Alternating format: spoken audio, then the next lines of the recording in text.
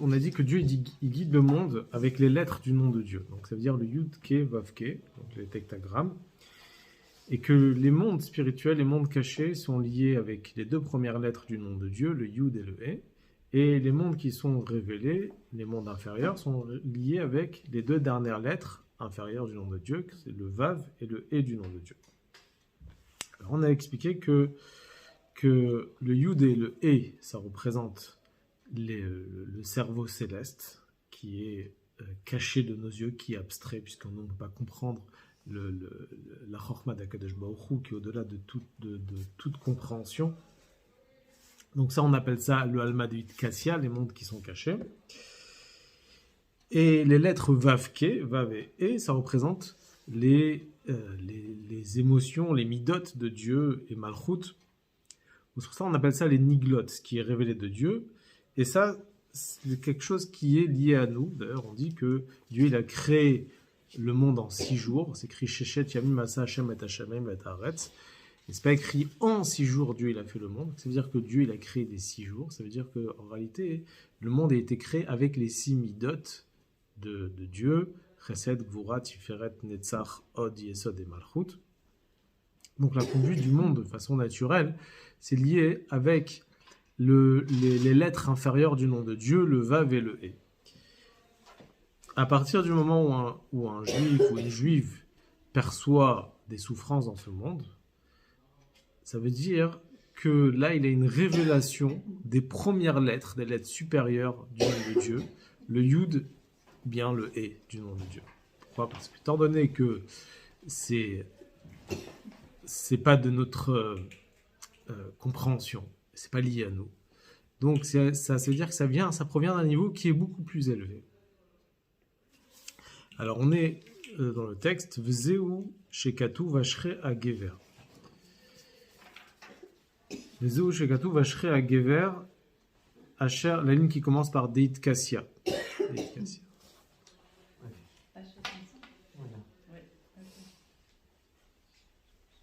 14e ligne, pardon. C'est pour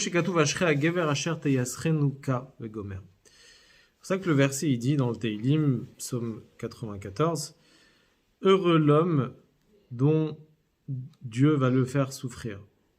Ça veut dire qu'une personne qui a des souffrances, il doit être heureux, il doit être joyeux, puisque Teyaserenu, parce que d'où ils viennent les souffrances, de K. K c'est Yud et E, c'est les lettres Yud et E du nom de Dieu. Et non pas le Vav et le He, donc c'est au-delà, c'est les lettres supérieures du nom de Dieu. Et donc c'est une bonté très élevée, malgré que pour lui, c'est ressenti comme le contraire d'une bonté. Velachen, et pour cela, puisque en réalité, les souffrances viennent de la bonté supérieure de Dieu, les Chachamim ils disent Amrou Rabotenu Zichronam Livracha, qui asmechim beisurim. Et ça, ils nous disent dans le traité Shabbat, page 86b, que toutes les personnes qui sont joyeux, qui se réjouissent de leurs souffrances qui viennent sur eux, ils sont prêts à accepter les souffrances et ils cèdent sur leur confort matériel qui est ressenti, ils laissent pour la bonté d'Akadosh Baruch Hu. C'est parce qu'ils savent en réalité que les souffrances, c'est la bonté émette d'Akadosh Baruch Hu. Alehem akatuv omer, et sur eux le verset dit Ve'ohavav ketzet hashemesh bigvurato. Ceux qui l'aiment, c'est comme au moment où le soleil il sort avec toute sa puissance. Alors Ve'ohavav, ceux qui l'aiment, ça veut dire ceux qui aiment Dieu, non seulement qui aiment la bonté visible, la bonté qui est visible sur terre, mais même la bonté qui est cachée et qui paraît comme une souffrance. Et eux, ils aiment Dieu malgré tout, Ve'ohavav, jusqu'à tel point qu'ils sont prêts à accepter des souffrances d'Akadosh Baruch Hu, alors ils mériteront Ketzet Hashemesh Bigvurato, comme la sortie du soleil avec toute sa puissance. Alors pourquoi on appelle ça, donc les personnes qui reçoivent les souffrances, on les appelle ça ceux qui aiment Dieu, qui acceptent les souffrances, on appelle ça ceux qui aiment Dieu. Qui a simcha, parce que la joie, Imeavat kirvat Hashem yoter mikol chaya olam hazeh. La joie, c'est aimer Dieu. Le fait que le juif, il est proche de Dieu. Et donc pour lui, c'est plus important que toute la vie de ce monde matériel. Que dire-t-il, comme le verset dit, Ki tov chasdecha mechaim. Ta bonté, elle est mieux que la vie. Alors, chasdecha, c'est-à-dire la bonté d'Akadosh Baruch Hu, le fait d'être proche de Dieu, c'est mieux que la vie, de toute la vie de ce monde matériel. Et donc, une personne qui est joyeux des souffrances, il aime Akadosh Baruch Hu, et donc pour ça, il est joyeux de ses souffrances, parce qu'il voit que Dieu, il est proche de lui, comme on a expliqué, que c'est la révélation du Yud et du Yé, du nom de Dieu. Et donc il sent que Akadosh Baruch Hu, à ce moment-là, il est proche de lui. Alors, à ce moment-là, il va mériter de Tset Hashemesh Bigvurato. On va expliquer ce que ça veut dire. Donc, oui, c'est que Dieu, il sort donc avec toute sa puissance. On va continuer, après on va expliquer ce que c'est. Kirvat Hashem beyeter seet ou mala en ketz baalma ditkassia. Parce que Dieu, il est encore beaucoup plus proche, puisqu'il révèle les mondes cachés à cette personne, lorsque la personne reçoit elle accepte les souffrances. Donc il reçoit une révélation des mondes cachés. Pourquoi ? Parce que dans les mondes cachés, Chevion Uzo, c'est là où se cache sa puissance. La puissance de Dieu, et qui est au-delà des mondes révélés. Veyoshev beseter elyon, et Dieu, il est installé dans les mondes cachés, plus que dans les mondes révélés. Alors on peut poser la question, concrètement, il ressent que Akadosh Baruch Hu, il est plus proche, mais pourquoi il doit être tellement joyeux ? C'est vrai que ce qui vient d'en haut, ça vient de très haut, d'un niveau très élevé, mais tout en fin de compte, il a des souffrances sur Terre, il reçoit des souffrances. C'est comme, on va dire, une personne, on va lui donner une très grande lumière qui va l'aveugler. Il préfère avoir une petite lumière, au moins il va pouvoir voir avec cette lumière-là, mais une lumière qui éblouit, il n'a pas besoin de cette lumière. Ou un rave qui va donner un cours, il va parler des choses très profondes, et que personne ne va rien comprendre, on va pas écouter. Pourquoi ? Parce que même s'il révèle des choses très élevées, mais les personnes, ils préfèrent avoir des choses qu'ils comprennent à leur niveau que de parler de choses qui sont pas du tout de leur niveau. Donc pourquoi être joyeux d'une révélation de Dieu qui est très forte et que lui va pas pouvoir supporter ? Alors l'expression est comme ça. C'est qu'en réalité, ce qu'il veut dire ici dans le Tanya, on va rester sur l'exemple d'un rave un maître avec son élève.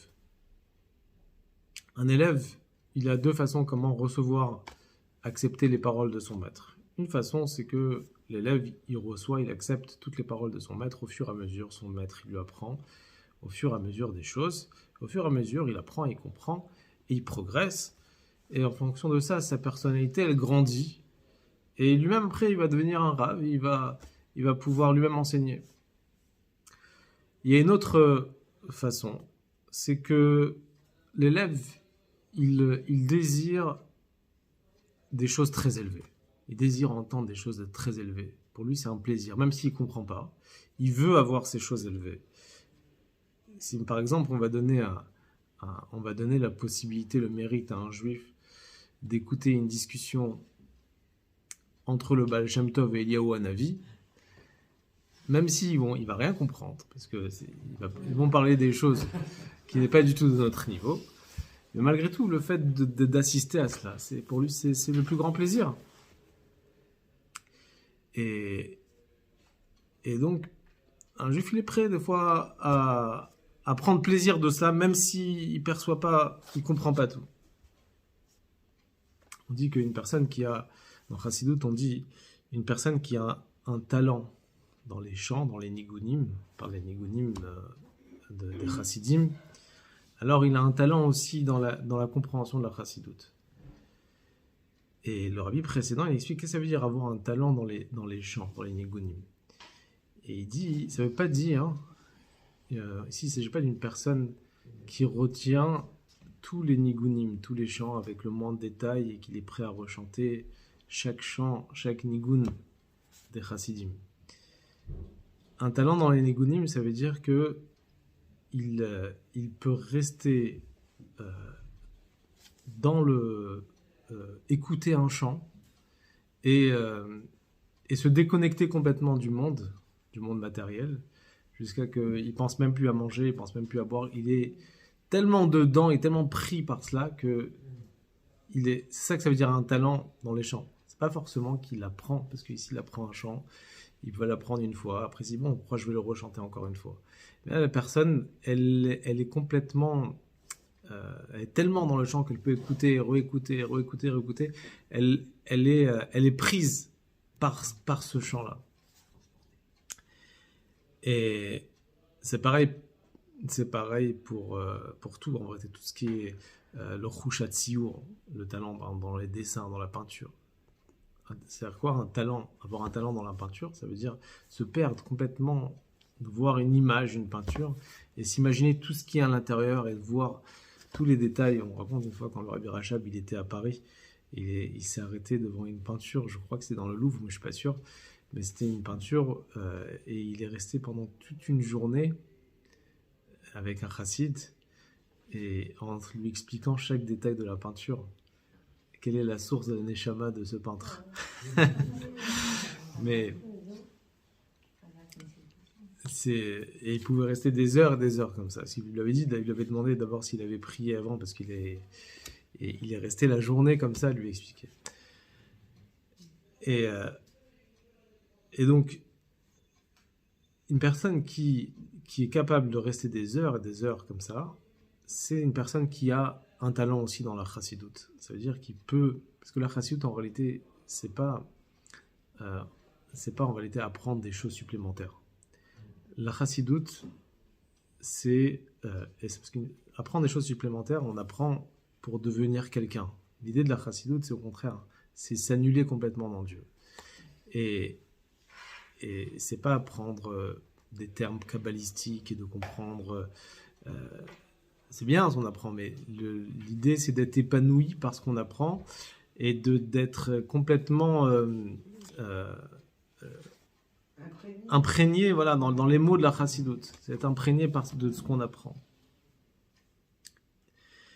Une fois, il y avait une fois le rabbi, il a raconté sur le Radat. Le Radat, il s'appelait Rav David Tzvichen, qui était un des chassidim du Rabbi Rachab. Et à un moment, il devait imprimer le Likutei Torah du Admor HaZaken.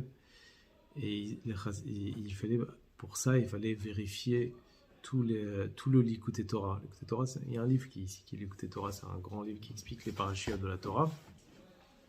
Le Chumash Bamidbar et Dvarim. Vaikra, Bamidbar et Dvarim. Ouais. Torah Or, c'est sur Bereshit et Shemot. Et Likutei Torah, c'est sur Vaikra, Bamidbar et Devarim, qui a été fait par l'Admor HaZaken. Mais avant d'imprimer, ils voulaient revoir s'il n'y avait pas d'erreur. Et ils sont tombés sur plus de 3000 erreurs. Donc ils ont corrigé, parce que tout était écrit à la main à l'époque. Et donc il fallait corriger chaque erreur, etc. Et après, ils ont montré ça à tout le chassim, ils ont montré même au Rabbi Rachab. Tout le monde était très content. Sauf le Rav David Tzvichen, il n'était pas tellement content. Alors ils lui ont dit pourquoi. Et il a dit qu'au moment où il y avait des erreurs, alors on devait se casser la tête. Et on était dans les mots pour comprendre quelle est la signification, qu'est-ce que l'Admor HaZaken voulait dire dans les mots du Likutei Torah. Maintenant qu'il n'y a plus d'erreurs, alors les gens ils vont apprendre vite. Et ils ne vont pas s'arrêter dans chaque mot. Donc... l'idée, c'est quoi? L'idée, c'est ne pas chercher ici ce qu'on ressent par l'étude ou par tout ce qui nous arrive en réalité, dans tout ce que Dieu nous envoie dans ce monde. C'est pas si on mérite, on mérite pas, ce qu'on ressent pas. C'est pas ce qu'un juif il doit chercher ici. Il doit chercher combien il est attaché à Dieu, combien il est uni dans Akadosh Baruch Hu. Il doit complètement s'annuler dans le sujet, dans le Inyan. Et donc, quand une personne, il est uni, il ressent cet attachement à Dieu jusqu'à tel point que les souffrances de ce monde ne prennent pas place, il n'est pas impressionné par les Yisourim, par les souffrances de ce monde, alors à ce moment-là, il mérite Mida Keneged Mida, mesure pour mesure, Ketset Hashemesh Bigvurato, comme le soleil qui sort avec toute sa puissance. Ça veut dire que même si la personne ne comprend pas la grandeur de Dieu, qu'est-ce qui est caché dedans, mais il sait que c'est une lumière qui est de Dieu, qui est puissante, qui est intense, et qui veut que son bien, alors il est prêt à l'accepter, il l'accepte avec joie. Valken, je crois que c'est le mot, puisqu'il aime Dieu, alors Zochel et Tset Hashemesh Bigvurato Leatid Lavo. Puisqu'il accepte de recevoir tout ce qui vient du Alma d'Itkassia, des mondes cachés, alors il mérite la sortie du soleil avec toute sa puissance, Leatid Lavo, quand Mashiach va venir, Bimar Yaveno. Ça veut dire quoi? Shehu Yetziat Chama Minarteka. Ça veut dire faire sortir le soleil de sa protection. Shehu Mechuse Bo Baolamazé, qui est voilé dans ce monde-ci. Vous connaissez cette phrase qui dit Ki Shemesh ou Magen Hashem Elokim. De la même façon que le soleil, il a une protection. Pareil, il y a le Yudke Vavke et Elokim. Elokim, c'est la protection de Yudke Vavke. Et donc, comme la protection du soleil qui couvre sur le soleil. À quoi elle sert cette protection? Elle sert qu'on puisse recevoir la lumière du soleil comme il faut. Et donc pareil, le Shem Elokim, il voile sur le Shem Hashem. Et à ce moment-là, on ne reçoit pas toute la lumière de Dieu. Et quand Mashiach va venir, cette personne-là qui a accepté les souffrances, puisqu'il sentait que ça c'était pour son bien, et que ça vient directement d'un kirouv, d'une approche de la Kadosh Baruch Hu qui vient de Alma d'Itkassia, qui vient des mondes cachés. Alors quand Mashiach va venir, il va être un réceptacle au Shem Hashem, au Yudke Vavke, qui sort avec toute sa puissance, sans passer par l'intermédiaire du Shem Elokim, sans passer par le voilement du Shem Elokim, et il va pouvoir percevoir cette lumière-là. Dainu shazid gale alma deitkassia vizrach v'yair begilui rav ve'atzum. Là, qu'est-ce que ça veut dire? Le soleil sort avec toute sa puissance. Ça veut dire que les mondes cachés vont se révéler et ils vont éclairer avec une intensité énorme. Et celui qui mérite de recevoir ça, il n'aura pas besoin de la protection du Shem Elokim. Le Chol Achosimbo, pour toute personne qui avait confiance en lui et qui était joyeux sur les voilements de Dieu dans ce monde-ci, Baolam Hazeh. Même si ça paraissait comme des souffrances, et malgré tout, ils étaient joyeux. Mistofefim Betsilo, et qui se rassemblent, ils veulent être à l'ombre et de recevoir et d'accepter, même quand la lumière, elle n'était pas révélée, elle était qu'un tsel, ça veut dire qu'un ombre, comme de l'ombre.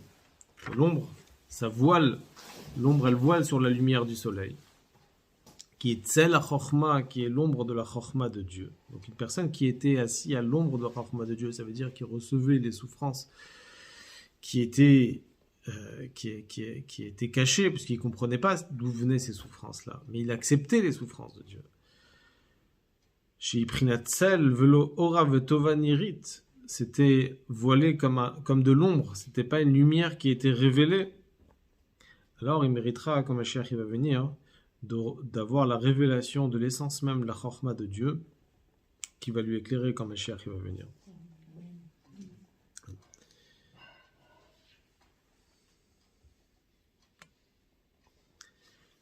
Il rajoute aussi, donc, si l'Admorazaken, que ce qu'il veut dire ici l'Admorazaken, c'est que tout cela, c'est comment une personne, il doit appréhender les choses sur des souffrances qui lui sont arrivés au passé. Et maintenant, c'est comme ce que le Rabbi dit, cette phrase qui dit « pense bien, tout ira bien », et qui a dit le nom de Tzemar Tzedek, que sur quelque chose qui pourrait arriver, il faut penser que Dieu il va l'envoyer bien, et que ça va être avec un bien visible et tangible. Et étant donné qu'Akadosh Baruch Hu, il est capable de tout faire, donc il est capable aussi non seulement d'envoyer un petit bien, il peut envoyer même un grand bien qui vient des mondes cachés, et que malgré tout ce bien-là, il va s'exprimer en un bien visible dans ce monde. Parce qu'on a l'impression de dire que tout ce qui vient des mondes cachés, sur Terre, ça s'exprime de façon négative. Si le Rabbi dit que sur ce qui pourrait arriver dans le futur, étant donné qu'Akadosh Baruch Hu, il est capable de tout faire, il est Kol Yachol. Donc il peut faire aussi en sorte que même si ça vient des mondes cachés, donc ça veut dire que c'est l'attachement de Dieu, la révélation de Dieu qui est la plus haute, malgré tout, quand ça va s'exprimer dans ce monde, ça peut exprimer d'une façon bien, dans un bien visible. Mais sur ce qui est déjà arrivé, on doit l'accepter. C'est comme quelque chose qui est la simcha de Dieu. C'est le projet. Ouais. Alors tout ça, c'est la tristesse qui pourrait arriver des problèmes matériels de ce monde. Qu'à ce moment-là, une personne peut réfléchir qu'en réalité, il n'y a pas de mal qui vient de Dieu. Et qu'au contraire, dans ce mal, c'est caché un bien qui est beaucoup plus élevé. Non, Achad, Zhut, Memele Deshmaya. Donc on a 2 points. Achad, Zhut, Memele Deshmaya. Il pourra avoir aussi une tristesse des sujets du ciel, c'est-à-dire des sujets spirituels, puisqu'il se trouve dans une façon qu'il n'est pas comme il faut selon la Torah. Et donc, on ne peut pas dire ici que c'est pas du mal, que c'est du bien. Non, il se comporte pas bien. Donc peut-être que pour ça, il faudrait être triste. Il se comporte pas bien selon les règles de la Torah. Et ça devrait être une raison que c'est pas bien, il se comporte mal. On dit Tsarich lashit etzot benafsho. Il faut trouver une idée. L'ipater mimena, essayer de trouver comment on peut enlever cette tristesse. Quelqu'un qui... C'est-à-dire qu'ici, le Morazakian dit que même une tristesse sur des problèmes spirituels qui peut arriver à une personne, c'est quelque chose de négatif. Et il faut essayer de trouver comment s'en débarrasser. C'est ça. C'est évident que essayer de se séparer de la tristesse au moment où on sert Dieu, au moment où on est en train de faire la tefila, par exemple, on est en train d'étudier la Torah, on est en train de faire une mitzvah, et tout d'un coup on a une pensée d'une avéra qu'on a fait ou d'une mauvaise pensée qu'on a eue. Que là, c'est sûr que chez Tsarich la Avod Hashem Besimcha Uvtuv Levav, c'est évident qu'il faut servir Dieu avec joie et avec enthousiasme. Ça, c'est la base dans le service de Dieu. Donc s'il va être triste, même s'il va être triste à cause d'une avéra qu'il a fait, ça pourrait l'empêcher de faire la mitzvah qu'il est en train de faire maintenant. Donc, la mitzvah, il doit la faire avec joie, avec simcha. Et la filu mishu baal asakim vederech eretz. Même une personne qui est dans les affaires, au milieu de sa journée, et il est en train de se préoccuper de sa parnassa. Il a une pensée, il a une tristesse qui lui arrive. À ce moment-là, il n'est pas en train de servir Dieu, il est préoccupé par les sujets de ce monde matériel. Donc à ce moment-là, qu'est-ce que ça dérange s'il est triste sur ses fautes? Quand même, l'Admor HaZaken dit que même là, il faut enlever la tristesse, puisque c'est quelque chose qui est négatif. Im noflim lo etzev v'da'aga mimile deshmaya beshat asakav beyadua shezeu tachbulat hayetza. S'il a une tristesse spirituelle, des problèmes spirituels, au milieu de ses affaires, il faut qu'il sache que ça, c'est la combine du Yetzirah. Le Yetzirah, il a appelé le Nefesh Abamit l'âme animale, non seulement parce que c'est un animal, mais c'est parce que aussi c'est un renard, c'est-à-dire le plus rusé de tous les animaux, et il a besoin de beaucoup de chorma et beaucoup de ruse pour essayer de faire tomber la personne. Et donc, il va s'habiller, il va prendre des vêtements d'un tzaddik, d'un homme modeste, de bonne midot, Et il dit, regarde, la faute que tu as faite, il faut que tu fasses tes chouvas. Et donc, il met la personne dans une situation où il est triste. Et, et ça, c'est Tarboulot à Yetzer, ce qu'il dit dans Zakan, c'est une ruse du Yetzer Hara. Le Rabbi, il rapporte ça au nom du Rabbi Rachab. Il dit une phrase il a dit jusqu'à présent, je ne savais pas qu'il peut avoir un Yetzer Hara religieux. Même un Nefesh Abamit Chassidi. Alors, c'est manipulateur. un manipulateur, exactement. Alors il dit, pareil ici, il dit, donc une tristesse dans un cas comme ça, c'est une combine du Yetzer Hara en réalité pour l'amener, pour qu'il soit triste, pour justement qu'aider la pilo acharkach betavot chazeshalom Canada. Une personne, par nature, il a besoin de vitalité, il a besoin d'enthousiasme, il a besoin de se sentir bien. Quand il se sent pas bien à cause de ses fautes, alors à ce moment-là, il va essayer de chercher des plaisirs. Et où il va chercher ses plaisirs? Il va chercher ailleurs, dans la touma, dans la pureté. Et donc à ce moment-là, il devient un réceptacle à l'impureté. Il va aller là où le vent l'emmène, on va dire. C'est comme il se sent faible, il est un peu désespéré, donc il va là où le vent l'emmène et il devient un réceptacle, ce qu'on appelle la nukva de klipa, ça veut dire la partie féminine de la klipa. Un juif, il doit être féminin dans la gdusha. Féminin dans la gdusha, ça veut dire qu'il doit être un réceptacle à la gdusha. Ça veut dire quoi, réceptacle à la gdusha? Ça veut dire être battel à Dieu, être soumis à Dieu, quoi que Dieu nous fasse, dans n'importe quelle situation. On doit être complètement battel à la Kadosh Baruch Hu. Ça, c'est le réceptacle à la lumière d'Hachem. Quand un juif, il se sent touché par une tristesse, que ce soit une tristesse matérielle, même une tristesse spirituelle au milieu de son travail, au milieu de la journée, alors à ce moment-là, cette tristesse va l'amener en réalité à être soumis à la klipa. Et à ce moment-là, il va se mettre à écouter ce que le Yetzer Hara et ce que l'âme animale va lui demander de faire pour satisfaire ses plaisirs, essayer de trouver du plaisir pour combler sa tristesse.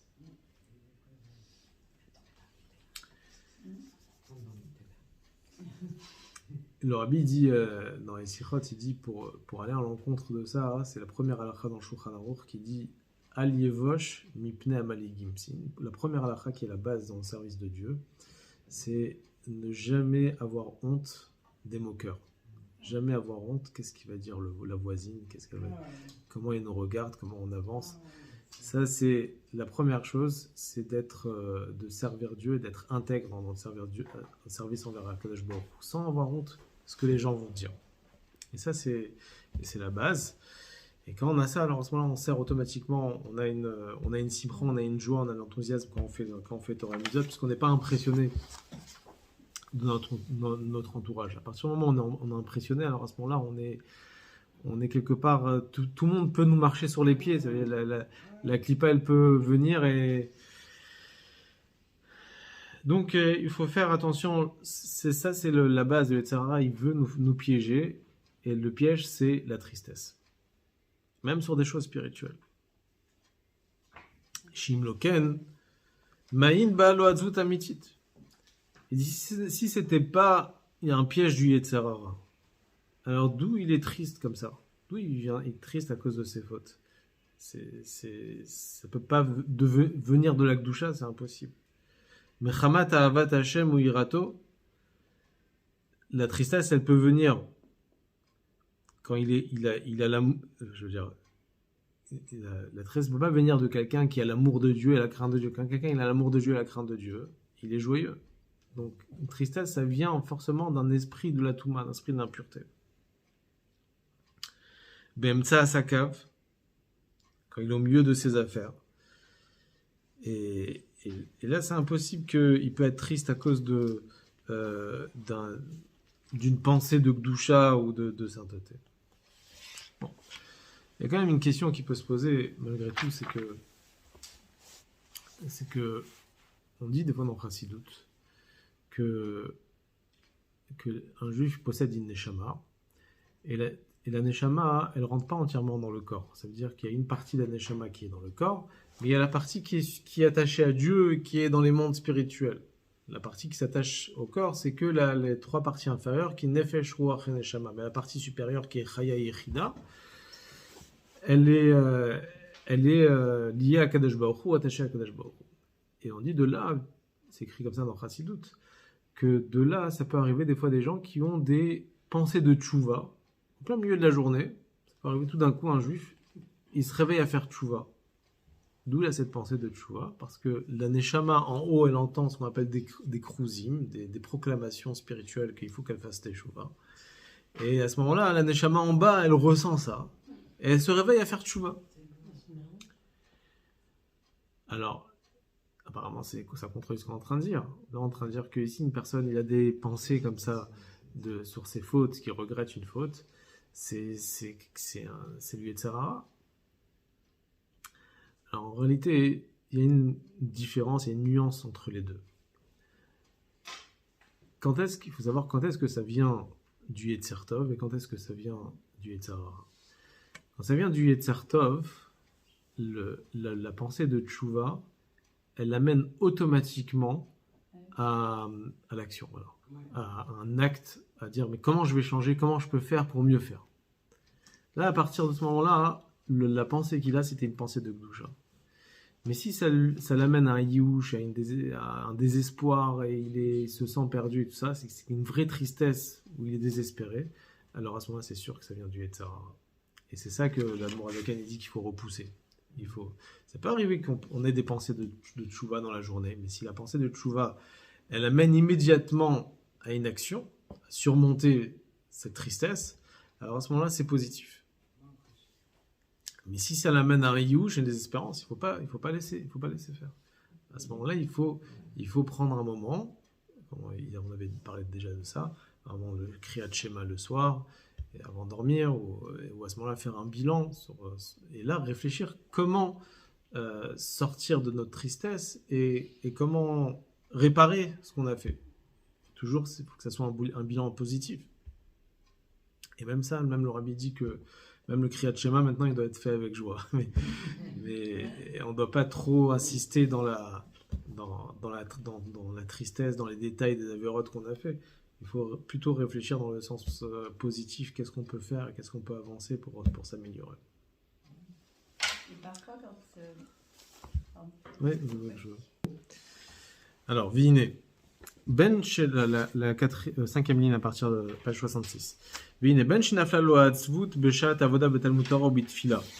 Que ce soit si la tristesse elle arrive au moment où il est en train d'étudier la Torah ou en train de faire la tfila, où il faut enlever cette tristesse parce qu'il faut servir Dieu avec joie. Ben shenafla lo shelo bishat avoda. Même si cette tristesse elle est arrivée pas au moment où il est en train de servir Dieu, mais quand il est préoccupé par ses problèmes matériels, où il doit aussi repousser. On a dit, comme on a dit tout à l'heure, c'est la ruse du Yetzer Hara. Zot yashiv libo. C'est ce qu'une personne il doit se dire au moment où il a ça. Ki en azman grama kaet. Même si c'est peut-être vrai qu'il doit être triste sur une avéra qu'il a fait, mais c'est pas du tout le moment. Au moment où il étudie la Torah, au moment où il est en train de faire ses affaires. Les hatzvut amitit d'avoir une tristesse réelle. Même pour des soucis de faute très graves, c'est pas le moment. Pour ça, il faut fixer un temps particulier, que ça soit fixé. Avant, les chassidim, ils prenaient le jeudi soir, ou bien le soir avant Shema Israël, ou Shat Kosher, un moment apte pour ça. Biyishuvadat, où il a l'esprit posé. Pourquoi il faut avoir l'esprit posé à ce moment-là? Parce qu'il faut être capable d'avoir cette tristesse et en même temps après de pouvoir s'en sortir. Et donc il faut le faire avec Yishuvadat, Lidbonen Bigdulat Hashem Asher Chatalo, qui puisse réfléchir que il a fauté envers Dieu et ne pas être amer de ça et de dire je suis le rachat ou la personne qui a fauté, mais savoir que et être conscient de la gravité de sa faute, que pour que son cœur il soit brisé sincèrement, qui me voit Redzo, comme c'est expliqué dans un autre endroit, à quel moment il faut réfléchir, soit au moment de Tikkun Chatzot, au moment de Kriyat Shema Shalamita. Vesham Yidbar Gamken, et là-bas aussi c'est expliqué dans Igeret Tchouva qu'il ne faut pas écouter donc les idées du Yetzer Hara de se satisfaire de la tristesse et de l'amertume, qui miyad achar shenishbar libo beitim gvuimahem, immédiatement après qu'il ressent cette tristesse-là, dans ces moments-là où il a fixé pour se faire un bilan personnel, alors à ce moment-là, Yassir Haetsev Milibo le Gamre, Aza Yassir Haetsev Milibo le Gamre, il va enlever immédiatement cette tristesse, V'yamin emuna shlema ki Hashem evir chatato, et à ce moment-là, il faut qu'il ait confiance à 100% que Hashem, il lui a enlevé sa faute, il lui a effacé sa faute, parce qu'il a fait tchouva, V'rav l'isloir, et que Hashem, il peut pardonner même 1000 fois. Si on a refauté à Kosh Borou, c'est pour ça qu'on tout 3 fois par jour, on demande à Bracha Chanon Amar Ben Isloa. Et Dieu, il a la patience avec nous. Vezouya Simcha Mitit B'Hashem. Et ça, c'est la vraie Simcha dans Hashem, Abba Achar Haetzev, qui vient après la tristesse, qui est Niskar Leel, comme on a expliqué avant, que Dafka, précisément, une Simcha qui vient après une tristesse, alors la Simcha, la joie, elle est encore beaucoup plus grande que si elle était venue naturellement. Et quand une personne est persuadée que Akadosh Baruch Hu, il a fait sortir de cette tristesse et de ce mal, alors à ce moment-là, la joie, elle est encore beaucoup plus forte et beaucoup plus puissante.